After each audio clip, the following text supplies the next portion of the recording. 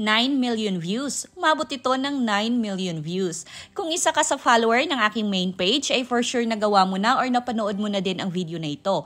Una ko itong ginawa at in-upload sa YouTube at umabot din ito ng 1.3 million views. Good day mga moms! This is Mommy Irene again, ang inyong kusinera. And yes, for today's video ay isang kakanin ang gagawin natin at dahil may ka-moms tayo na nag-request na gawin uli ito with voice-over naman and step-by-step tutorial, kaya for today ay gagawa tayo ng palitaw cheese roll. So tara, let's get started! So umpisahan muna natin sa ating dough. Meron tayo ditong 500 grams ng glutinous rice flour. Mag-add lang tayo ng 1 3/4 cup of water. Mga moms, huwag niyo gayahin yung nasa video na isang buhos lang ng water. Dapat gradual lang dahil iba-iba po ang absorption ability ng glutinous rice flour. Depende sa brand ng nabili nyo. Merong malakas mag-absorb ng liquid at meron ding hindi. So dapat paunti-unti lang sa paglagay ng water hanggang sa makuha nyo yung tamang consistency. So dapat ay ganito yung ating dough, not too dry pero dapat di din ganun kabasa or sticky. Now this is optional naman. We're going to divide our dough into half pero pwede din naman na hindi na kung isang kulay lang ang gusto niyong mangyari sa inyong palitaw. But since gusto ko na mas appealing ito tingnan, lalo na sa market kung ito ay pangbenta, ay two-toned palitaw ang gagawin ko. Add 2 teaspoon or few drops ng ubi flavoring sa isang portion ng dough or you can use ubi powder or just plain food coloring lang. Then using a teaspoon, scoop lang tayo ng ubi flavored dough. I-roll natin ito into a bowl, then scoop ulit tayo ng ating plain dough. Tapos ay pagsamahin natin yung dalawa to create a two-toned ball.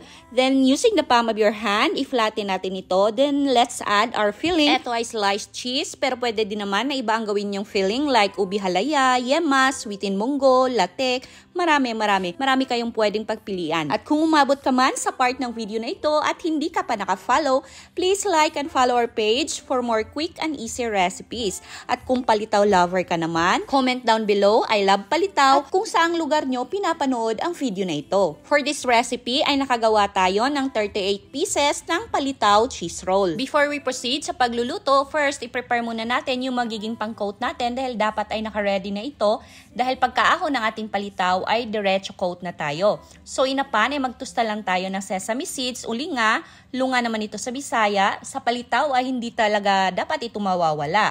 Hayaan muna natin itong mag light brown, then transfer natin sa isang bowl at dikdikin para mas lumabas yung nutty aroma ng ating sesame seeds.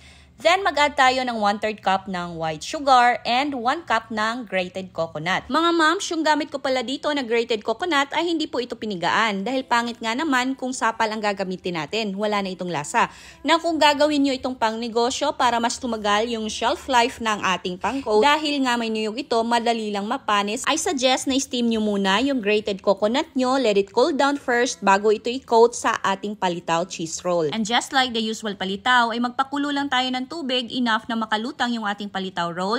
And once na kumulo na, i-drop natin isa-isa yung ating palitaw. At pag eto ay lumutang na, huwag muna hanguin. Hiyaan nyo muna ito for about a minute or 2 para luto talaga yung dough natin at chewy yung outcome ng ating palitaw. Diretso coat natin ito habang mainit pa at sticky pa yung palitaw para mas didikit yung ating coating. At habang niluluto pa natin yung iba pa nating natitirang palitaw cheese roll, mega love shoutout muna to Chantal ng Hilongos Leyte, Marian o Marian Armenta ng San Fernando Camarines Sur, My Fulgar Monserrate ng Jensan, sana tama yung pagkabigkas ko, to Ma'am Arlene ng Giginto Bulacan, to Ma'am Sally Mucho, Liklikan, Sampaga ng Pangasinan, and to Lang Jo ng Taiwan. Thank you for watching. And as easy and simple as that, meron na tayong palitaw cheese roll.